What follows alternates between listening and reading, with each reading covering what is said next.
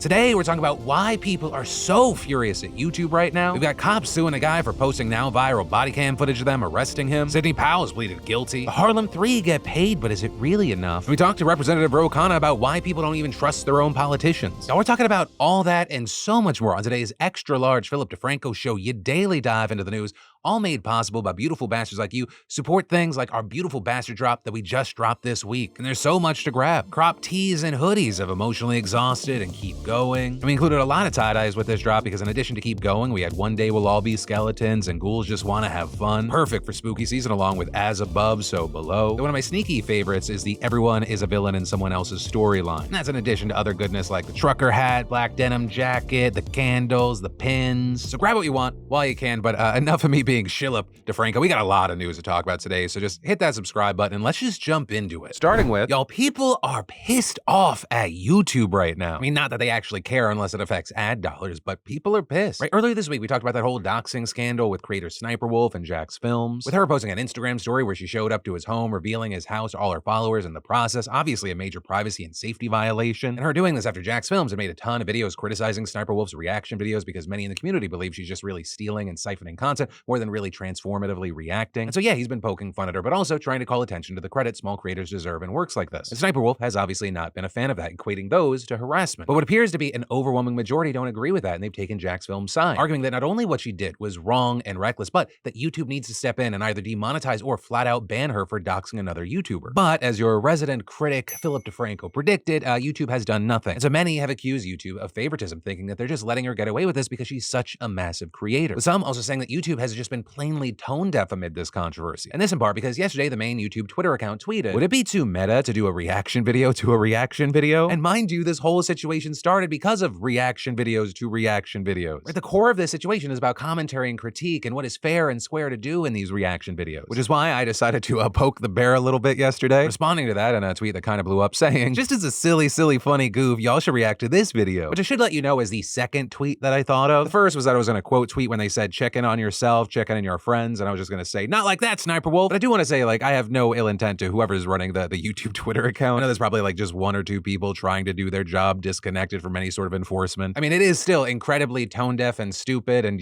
if you had scheduled tweets, you should have really checked them. But I don't agree with people that were saying like whoever runs their Twitter account is just taunting us at this point. Or like who's ever in charge of enforcing the policies on YouTube, they're not also running the Twitter. But by maybe virally dunking on Twitter, those people become aware. And actually on that note, you have others out there saying the community needs to really ramp up the pressure campaign and force YouTube to act. Writing things like, "Do not stop spamming them and telling them to take action against Sniper Wolf. They are blatantly ignoring handling the situation properly and are waiting for it to die down. Don't let it die down. Don't stop holding them accountable." If Sniper Wolf gets away with this, that tells other creators that you can dox and endanger people so long as you make YouTube enough money. It's blatant favoritism and it's disgusting. And for his part, Jax Films has also posted about this situation earlier in the week, writing, "YouTube, the best time to remove Sniper Wolf from your platform was Friday night when she showed up to our home, filmed and posted a live video of our house to her 5 million plus Instagram followers while my wife and I were inside and dared me to come out. The second best time is now. I've sent video evidence to the appropriate channels and I'm happy to share directly with you. This is a clear example of doxing and a clear violation of your policy stated here." But again, and people can call me a cynic, I think that unless some sort of charges are filed or anything like that,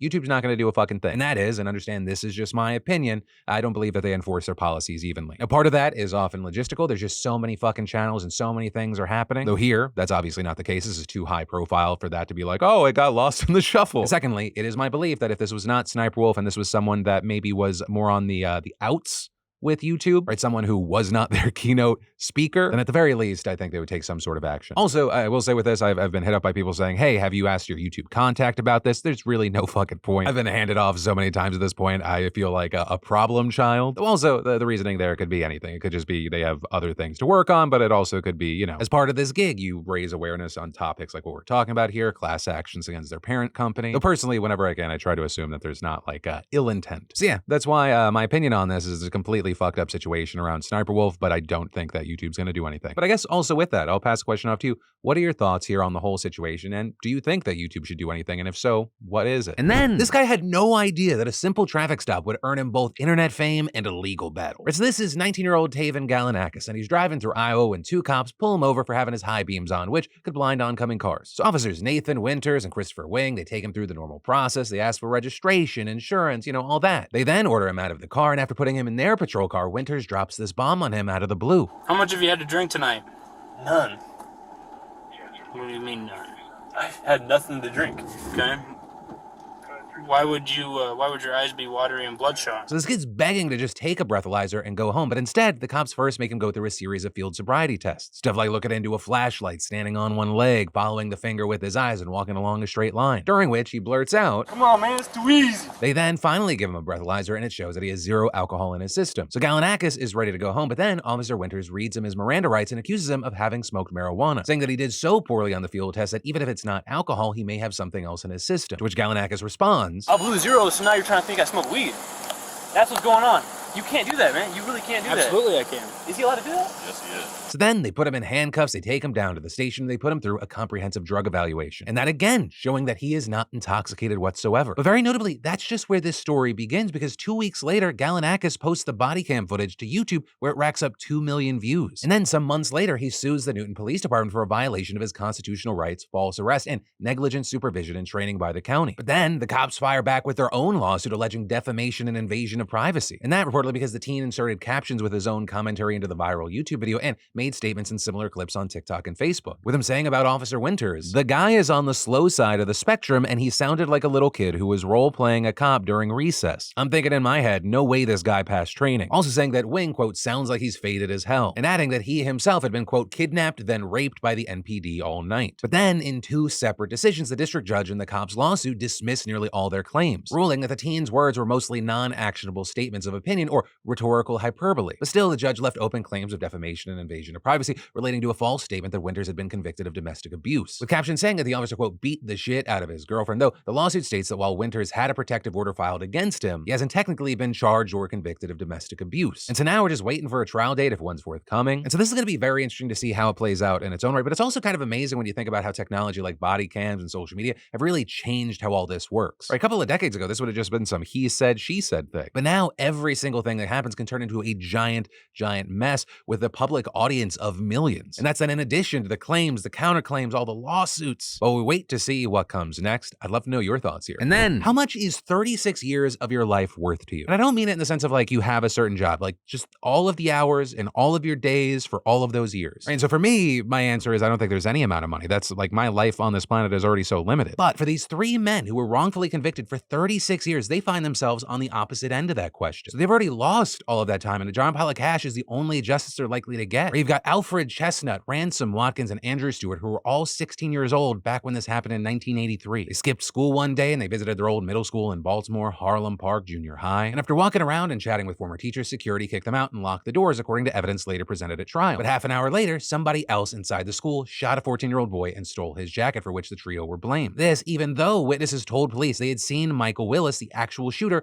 running from the school, discarding a handgun and wearing the same jacket. Plus, witnesses even failed to identify any of the 3 suspects in the photo lineups. But still, the police charged these 3, who were juveniles, as adults, and the lead prosecutor told the defense that there was no evidence exonerating them, and they got life sentences. But now, after 36 years, a review of their case, which became known as the Harlem 3, cleared them of any wrongdoing, and they were set free. With all of that bringing us to yesterday, when the Baltimore City Board of Estimates voted to award the men $48 million, which reportedly made this the highest payout ever dispensed in Maryland, and one of the largest multi-plaintiff settlements in U.S. history. And it comes after the men already received $3 million from the state in 2020 under a compensation plan created for cases like theirs. And while there's part of me that's obviously happy that these men got something, right, tens of millions of dollars split 3 ways isn't nothing. These 3 human beings that one day they were 16 years old, then without doing anything, they were put in a box for 36 years, and now they're 52. And then actors are now nearing 100 days on strike, and some of the biggest names in the business are trying to get the ball rolling again, with reports coming out that A-listers like George Clooney, Scarlett Johansson, Tyler Perry, Ben Affleck, and Emma Stone held a meeting with SAG leadership this week. It apparently took place over Zoom, and according to Variety, the tone was supportive, but it wasn't all fun and games. The actors apparently expressed frustrations that negotiations had broken down and said that they want a path forward so the strike can end. And this morning, we actually got an update that some major actors are willing to put their money where their mouths are, with Deadline reporting that some of Hollywood's biggest names are willing to kick in $150 million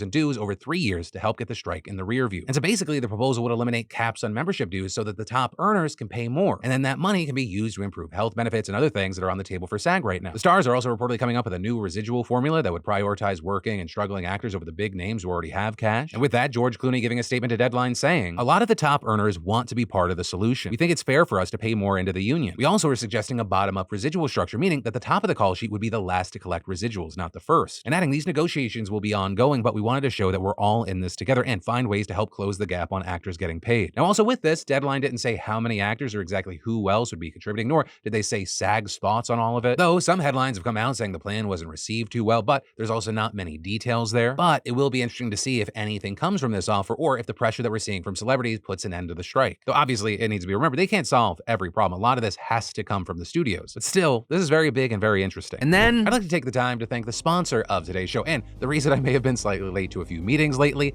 Dungeon Hunter 6. This is the long-awaited new entry in the acclaimed Dungeon Hunter series, and the wait was definitely worth it. It's completely free to play, so download it now with a link down below or scan the QR code on screen. And I gotta say, I've been loving the gameplay. In Dungeon Hunter 6, defeating a boss is just the start, where you can summon up to 3 of them to your squad during battle to give you a big edge. In the late game, you can even shapeshift into a boss to unlock ultimate power. It's actually pretty awesome, and there's over 100 unique bosses to choose from. Also, Dungeon Hunter 6 has some of the best graphics I've ever seen in a mobile game. The new 3D graphics are stunning, it runs so smooth. There's also tons more to do too, from leveling up your skill tree to teaming up to fight other guilds. So download Dungeon Hunter 6 with my link below or scan the QR code if you're viewing on a PC. You'll get a special starter pack worth $50, including a special secret rare, Demonic Wolf. And starting October 15th, you can enter the Lucky Spin event to win an iPhone 15 Pro Max, PS5, and more. And check the description for more details. And then, both Republicans and Democrats now support using violence against the opposing party. That is what was just revealed in a new poll by the University of Virginia Center for Politics. And understand, I'm not talking about like small minorities here. And very interestingly, the percentage of Democrats was actually higher than Republicans. So only just so, right? 41% of Biden supporters say they believe that people who support the Republican Party and its ideologies have become, quote, so extreme in what they want that it is acceptable to use violence to stop them from achieving their goals. Meanwhile, 38% of Trump supporters said they believe the same for the Democratic Party. Or to put it in other words, around 4 in every 10 people think it's okay to use violence against the opposing political party. So, you know, just a fun little fact as we head into the 2024 election cycle. And then pro-Trump lawyer Sidney Powell, right, the release the Kraken lady, widely known for spreading the former president's false election claims, has now pleaded guilty to conspiring to interfere in Georgia's election. And this is absolutely massive because, as Axios explains, she is the first of Trump's inner circle to enter a guilty plea and admit to crimes in connection with subverting 2020 election results. Right, and a very key thing is that this move by Powell comes as part of a plea deal that she reached just one day before jury selection in her criminal trial was set to begin. And remember, she's not alone here, right? We talked about it before. Powell was charged in the sweeping Georgia case earlier this year alongside Trump and many other main players in his attempts to subvert the election, with Powell specifically in the indictment being hit with 7 different charges, 6 of which involved conspiracies to interfere with the Georgia election, including 2 counts of conspiracy to commit election fraud, and the 7th was a violation of Georgia's racketeering law, with Powell specifically accused of conspiring with others to illegally access election data in Georgia's rural Coffee County without authorization, and prosecutors alleging that Powell herself entered into a contract with a forensics firm, Sullivan Strickler, to send a team to Coffee County to tamper with electronic ballot markers and tabulating machines and take information from election systems. Right, and Powell initially pleaded not guilty to the charges, with her lawyer repeatedly arguing in court that she had nothing to do with the Coffee County breach, while also claiming that it wasn't even a breach at all and had been authorized by election officials. But the plea deal that she entered into today contradicts literally all of that, with Powell pleading guilty to all 6 misdemeanor counts of conspiracy to intentionally interfere with the performance of election duties. And as a part of that plea, she admitted to all of the conspiracy allegations that prosecutors made, including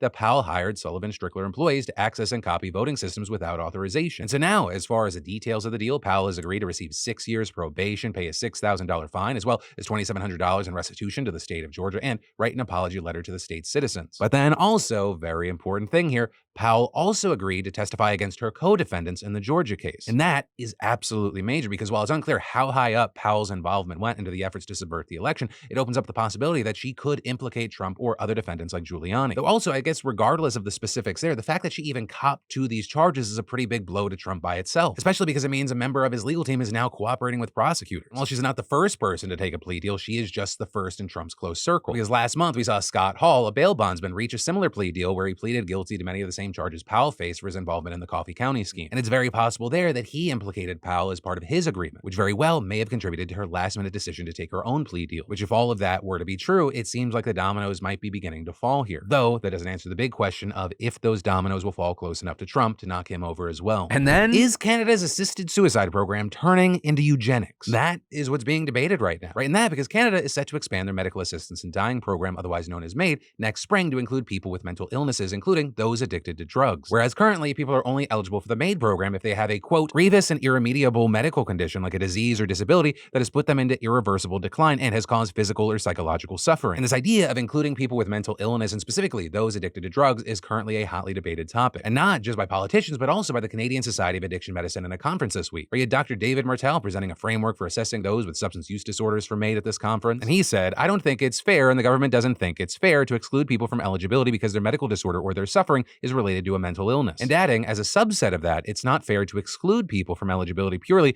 because their mental disorder might either partly or in full be a substance use disorder. It has to do with treating people equally. However, the inclusion of drug users in the MAID program doesn't sit well with many, including Zoe Dodd, a harm reduction advocate in Toronto, who said, "I just think that MAID, when it has entered the area around mental health and substance use, is really rooted in eugenics. And there are people who are really struggling around substance use, and people do not actually get the kind of support and help they need." And with all this, we've seen other advocates and drug users taking offense to the conversation, saying that public health measures like access to overdose prevention sites, a regulated drug supply, or even just housing and employment for all those lacking are significantly better options. Now, in response to this pushback, Martel has agreed that these programs are underfunded and hopes that this conversation will bring more attention to them. Also going on to say that there is no intention of pushing the MAID program on people, and it likely wouldn't even be suggested outside of the conversation of end-of-life planning. Also noting that there's a long list of things assessors will need to account for when considering if a person with a substance use disorder is eligible for the MAID program. But that hasn't comforted many advocates, with Karen Ward, a drug user activist in Vancouver, saying that the expansion of MAID is a, quote, statement in federal law that some people aren't really human. And adding, the government has made death accessible while a better life remains impossible. Homes for all, guaranteed dignified incomes, access to healthcare, education, and employment. These aren't radical demands. But as this comes down the pipeline and this continues to be debated, I gotta pass the question off to you.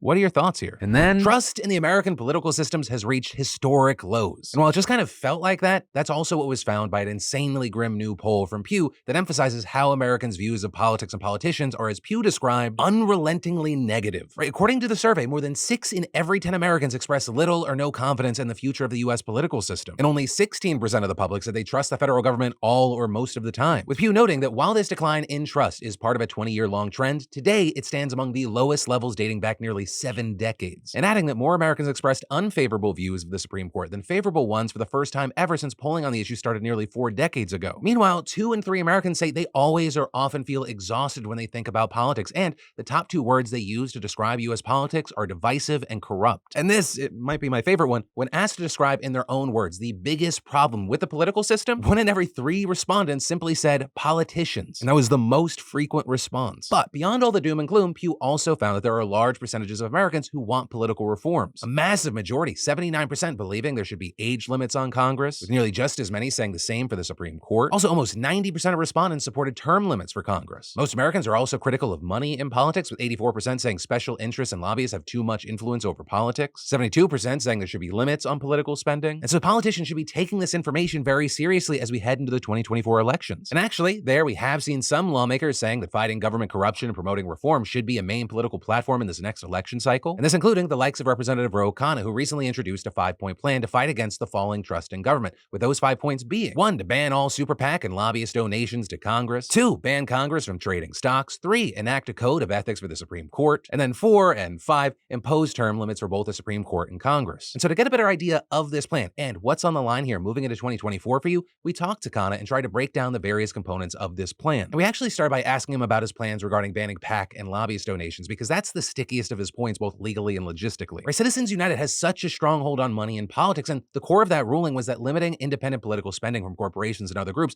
violates First Amendment rights to free speech. And with that, Khanna did say that in order to ban PAC and lobbyist money, Citizens United would first need to be overturned. I don't think money is speech, and it would require that Citizens United be overturned to be able to ban PAC and lobbyist money. Now, even if that were to happen at some point, Khanna conceded that it would still be hard to get support for banning big money in politics because both Republicans and Democrats are complicit. There's big money on both sides. I would say that some of the big money on the Republican side is undermining reforms with pharmaceuticals, reforms with big oil, but I'm against all kinds of big money, and both sides are part of the system that isn't working. But even if a full-scale ban on big money isn't in the cards, Khanna still urged his colleagues to agree to not take PAC money. And that's actually something that he thinks Biden should be able to get behind too. And when we asked the congressman if he thinks Biden would actually agree to not take the PAC money, he responded, well, I think he should. He doesn't really need it. He's the incumbent president. He's going to raise a lot of money online, and President Obama showed you can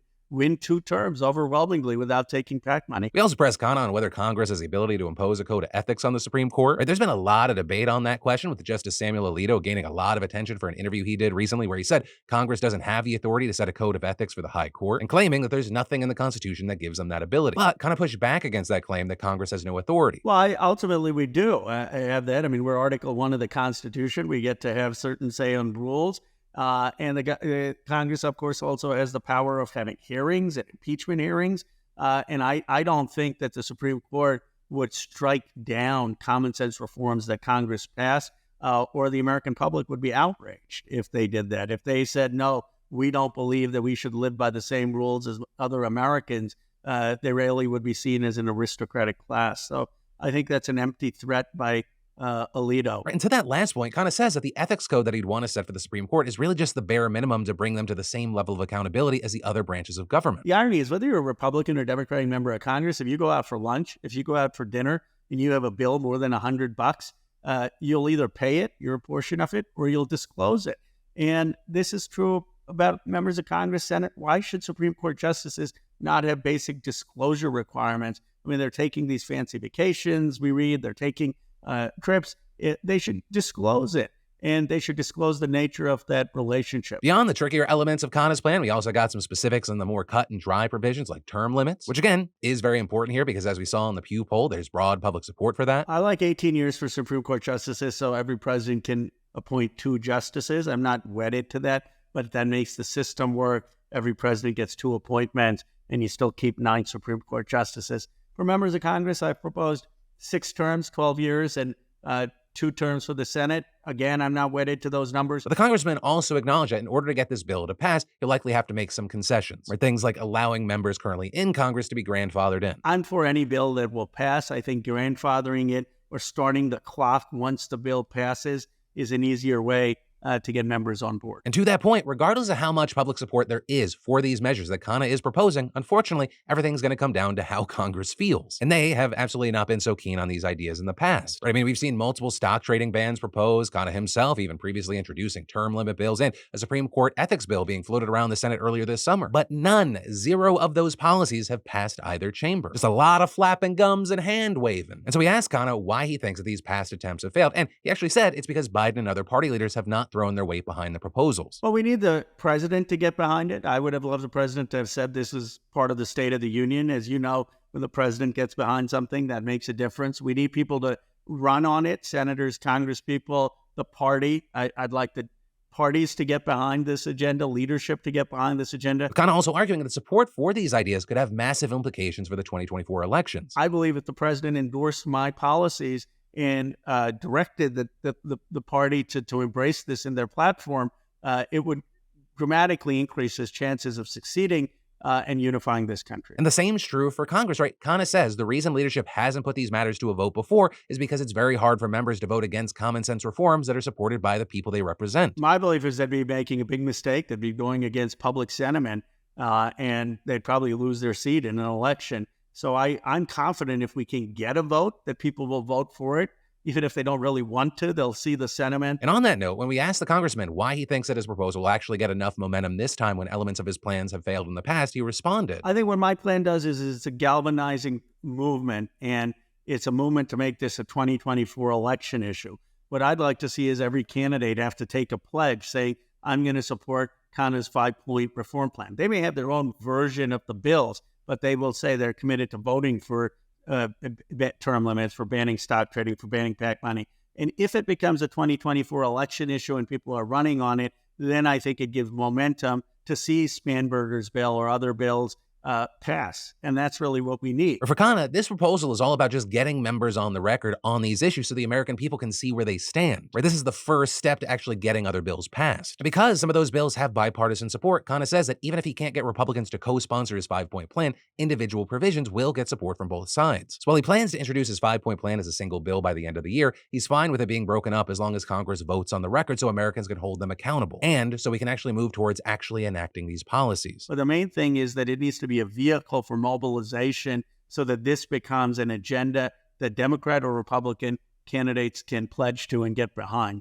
So even if we don't get the reform in 2024, we're committed to it starting in 2025. I believe if we can mobilize around this agenda, this 5-point reform plan, we can win back trust to the American people, and we can start to really change the culture in Washington. But ultimately, with all that said, I got to pass the question off to you. What are your thoughts here? Not only in what do you support, but do you actually think that Congress would go along with something like this or any of this? I think regarding the age or the term limits, the grandfathering in, it makes it a little more likely. But I guess I'm a part of the majority here. I just don't have faith in our politicians. I mean, our government barely ever actually holds other people accountable. It's going to hold itself accountable. But also keep in mind, I am a self-described cynic. So that's a story, a little bit of my feelings, and now I'll pass the question off to you. And then let's talk about yesterday today, where we take a look back at yesterday's show where we covered a lot of news. That was a really big show. We dive into those comments and we see what stories stood out to you, what your thoughts were, what your feelings were, what your experiences are. And there we saw a lot of conversation around the Natalee Holloway story and cold case, with people saying of her murderer, he had 20 years to apologize. He means nothing when he's apologizing before sentencing, as well as people saying the story made them so sad and angry. And adding time after time, people say, why didn't you ignore him? Just block him and just say no. What's the worst that could happen? This is the worst thing. It's all of us women's fears of saying no. Every time you don't fulfill a man's wants, the absolute fear of SA and being murdered. Also, if the murderer is saying that he was born again, I saw people saying and agreeing with the statement, it's a little difficult for me to believe someone is born again and feels remorse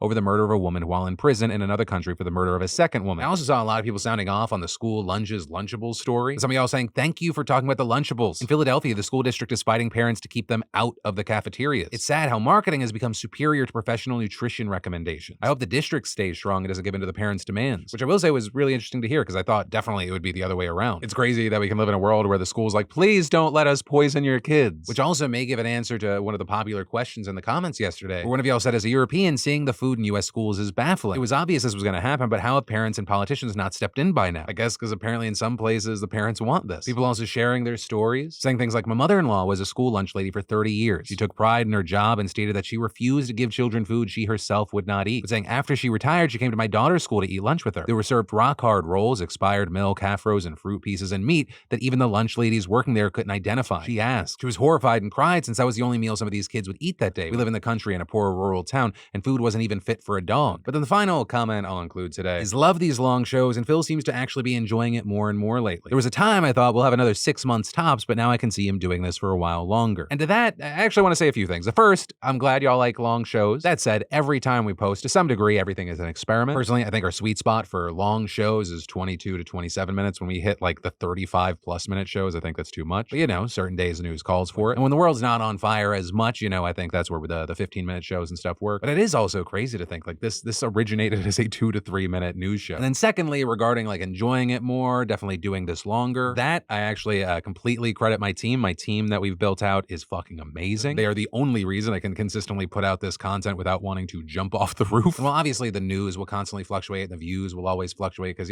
we can't control how our content's being pushed out by the platforms. I feel like over the last month, we've really hit a good stride. And now it's really just about maximizing the stuff that we're putting out. Like, for example, we put out these shows that can be like 18 to 30 minutes. And over the past months, we then chop those up into TikToks. Then there's like a whole set of TikTok channels. And we've done that to some degree with YouTube Shorts. But then honestly, everything else just comes back to the first reason I even started posting videos in the first place. The news is such a mess, and it constantly feels like everyone's just yelling things. And this is the only thing that ever felt like there was a community of people that cared about things that were willing to talk. So hey, thank you for being a part of this. But also, that is where your daily dive into the news is going to end today. Of course, for more news you need to know, I got you covered right here. You can click or tap, or I got links in the description down below. Also, you can snag yourself some awesome and support the show with our beautiful bastard drop. Go there. But as always, my name's Philip DeFranco. You've just been filled in. I love yo faces, and I'll see you right back here next time.